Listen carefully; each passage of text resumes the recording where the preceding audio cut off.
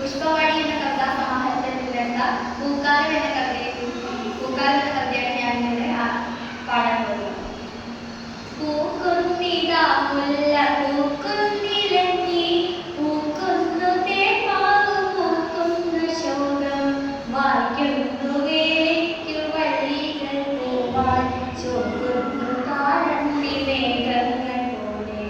എല്ലായിടവും പുഷ്പഗന്ധം വരത്തി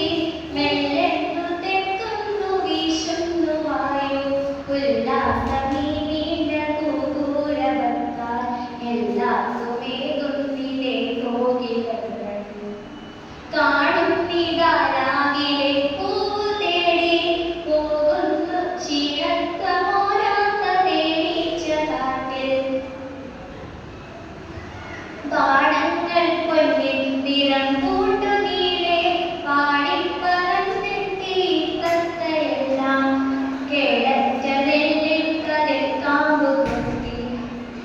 കൂടാതെ കോർത്തു പോകുന്നു ചന്ത